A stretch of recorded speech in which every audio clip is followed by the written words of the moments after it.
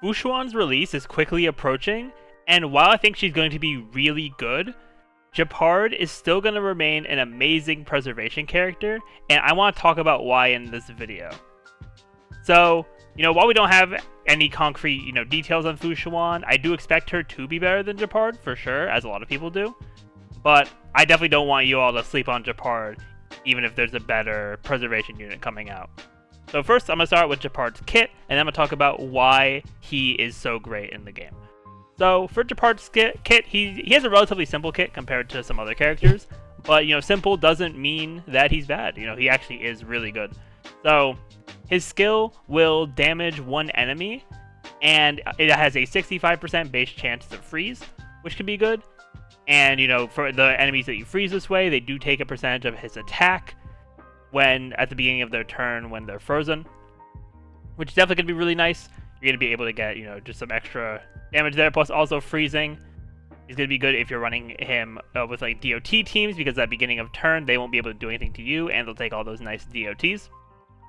Then his ult gives a shield to all allies for 3 turns, and this scales off of Gepard's defense.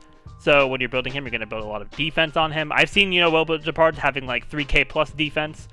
So yeah, defense is definitely super big on him. And then his talent is honestly pretty unnecessary. It just lets him survive a killing blow once per battle. So, not really the craziest thing to have much focus on. And it's not something that's going to happen really ever if you have your Gepard built properly. So now to go into why Gepard is a really great preservation unit. So firstly, unlike the other preservation characters prior to Fu Xuan, Gepard's shields they only come from his ult. And this is really important because, for March 7th and for the Fire MC, here the shields come from their skill. So they're going to have to use skill points to be able to keep those shields up. Whereas for Gepard, since it's from his ult and his shields last for 3 turns, he's going to be able to keep his shields up a good amount. And he doesn't also need to use skill points, so you can save those skill points for, your DPS character, your support character, whatever you are running on the team with Gepard. So you don't really have to focus on keeping skill points available for his shields, which I think is really good. Then also, for his ult, the cost is pretty low. He has an ultimate cost of 100 energy.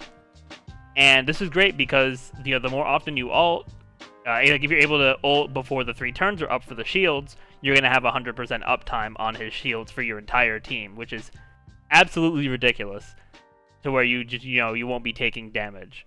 So definitely very strong stuff for him. And then also, not to mention, with his high defense and him being a preservation unit, he does have a pretty high taunt value as well. So, even though all your other characters are going to have shields as well, the enemies are going to be more likely to target Gepard. And, with that, he's not going to take too much shield damage anyway because his defense is already going to be really high. Now, of course, you have to be careful with, like, debuffs and stuff like that, which can affect Gepard.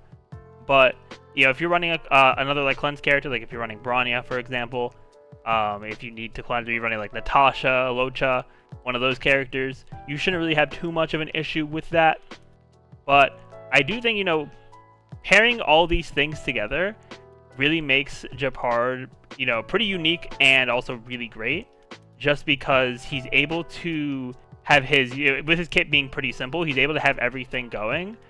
And, if you build him right and, use the team, properly around him to be able to get his ultimate, once every 3 turns, then having his shields up all the time, I basically have never seen a fully built Gepard shield, like, go away. It's very challenging to do that. Like, I could probably see it happening in, like, late Memory of Chaos stages, but besides that, Gepard shields are just going to be chilling. So, to end it off here, while we don't know too much about, Fu Xuan officially yet, other than that she is going to be a quantum preservation character, and I do think that it's pretty likely that she'll do some stuff that Gepard doesn't, or do things better than Gepard, but I definitely don't want people to sleep on Gepard, because he still is going to be killing it. People really have not, at least to my knowledge, have not had many issues with Gepard so far, and just because there's another likely better preservation character on the horizon, That's no reason to forget about him. So yeah, let me know in the comments down below what you think of Gepard. Have you been using him? Do you have him on your account? But with that, everyone, I want to thank you all for watching. If you enjoyed, definitely be sure to hit the like button, comment, subscribe to the channel, and ring that notification bell. But I will see you all next time.